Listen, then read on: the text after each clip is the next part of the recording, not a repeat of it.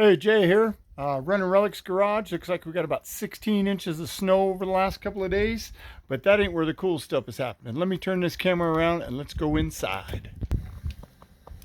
There we go. That's where I've been spending my time. So, do have the heaters on, got the little stereo going. By the way, my battery kept running down on the truck, so I had to move the stereo outside. So this is where we're at here most recently.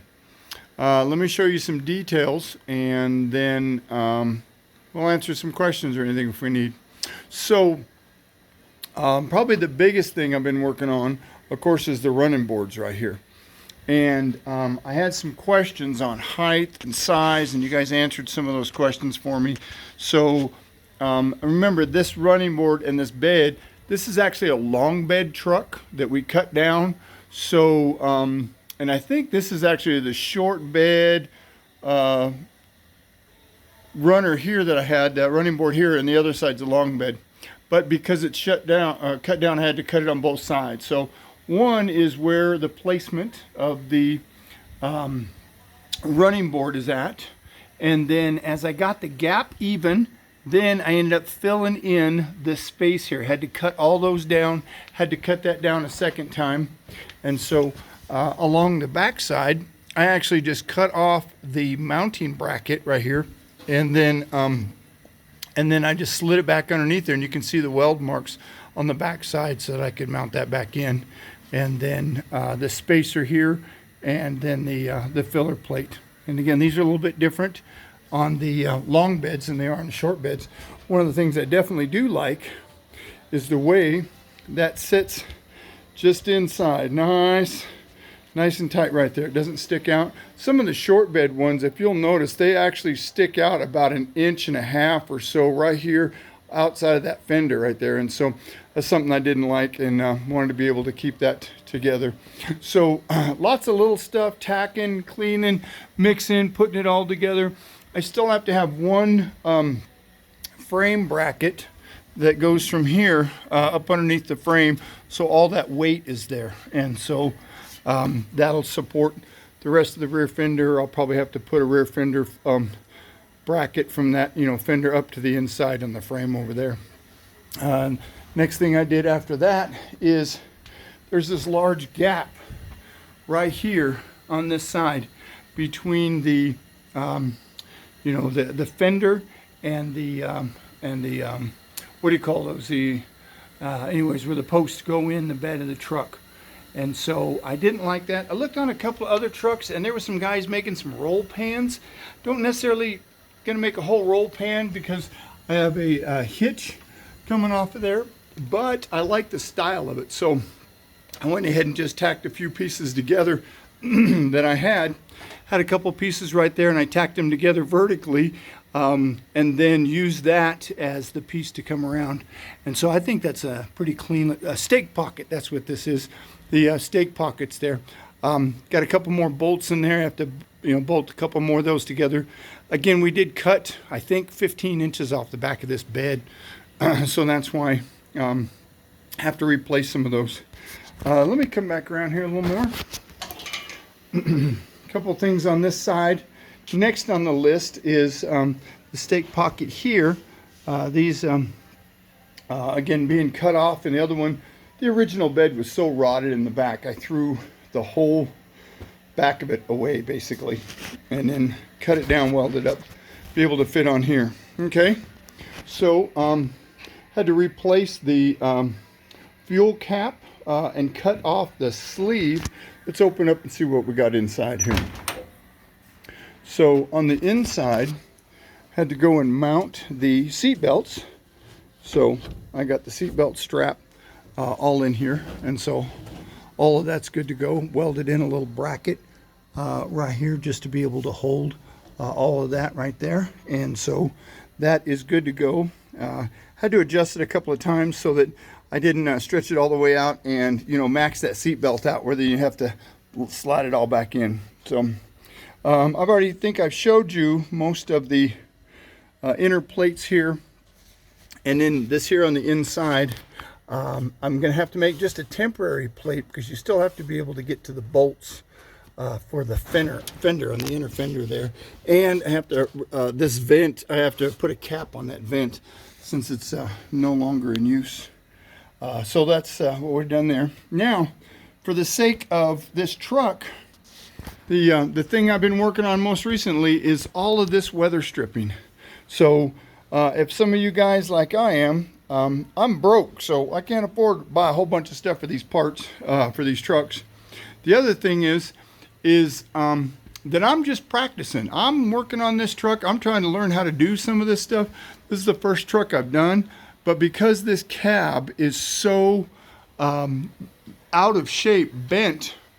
Remember I was saying that this truck had been hit with a tree. A tree had fallen on this truck. You'll see, of course, some of my seams aren't together. I'll put seam sealer over that. Pounded this out the best I could. The windshield fits almost perfect except for this last little section on the inside. I can't get it to lap, so I just welded a little tab right here, just tacked it in there, so that way that's not going to come out. But you'll see some of the seams, because it got hit, the truck did, it's out of shape a little bit.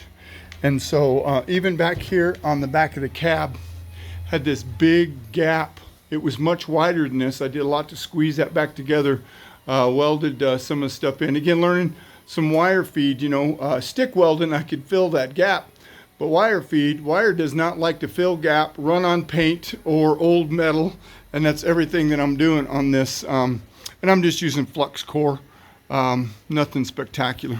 So I took all of these, not all, I took a bunch of the weather stripping from the Explorer, and I've been using it here. I've only got a couple of screws in here because I've been running out of screws. I've been using everything I can. Of course, I'll buy another box of screws and I'll put the same screws in here. Filling in the gaps though, and I made sure that has made the corner and filled in the gap. One thing I did not do is here on the bottom of the door, that this gap right here, as this comes out, this is actually supposed to stick out this way just a little bit further, about 3/8 of an inch. So it gives me a little more gap there. So the next thing I'm going to be doing, taking this here piece of weather strip, and I'll be mounting this dude right down here. And that way, when that closes, that'll be sitting right up against that gap and filled in right there. So I guess this side has to be a little more important because this is where the wife sits, and if she ain't happy, you know, happy wife, happy life. And so we're gonna make sure we get that. A couple more little things to do. I noticed there's a crack in this door, so I'll weld, tack those things all up and weld that up. And then got the door shutting good, seems like. And cracks all filled in, all the gaps, even though you can see how dented this was from where the tree landed on it. That weather stripping has done a pretty good job. I used some extra to fill some of those things in. Had to trim a lot of it, cut it out, fit it where it needed to fit, and so I've just used the old Explorer stuff to be able to do that. Again, that seems to be fitting real well. I'm liking the way everything is coming out. And this side, basically, except for the vent on the inside, of course, I got to finish that rubber stripping. I have to have a bracket that holds the running board right there. The stake pocket right there welded up. And gosh, I think I'm really quite close. My window, this window here is not working at all. I got to get all of the, you know, the felt and the that frame. There's that insert around that windshield.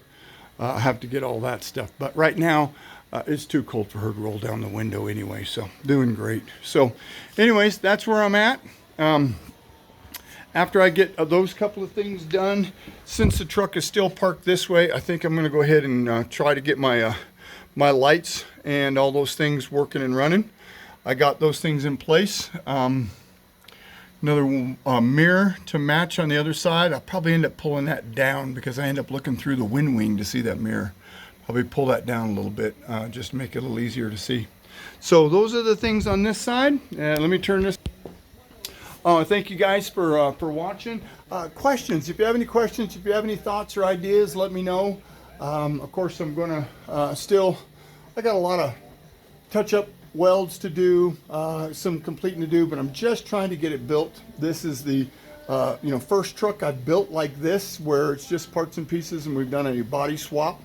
So I'm learning in the midst of that. Also, again, I come from a structural iron, stick welding background, and this wire feed is a whole bunch of learning process. But paint the other wheels, put the spacers on there. I think we're getting there. Got a little bit of a water leak to fix. All those things are good. So questions, comments, ideas, any of those things, let me know. You all be blessed.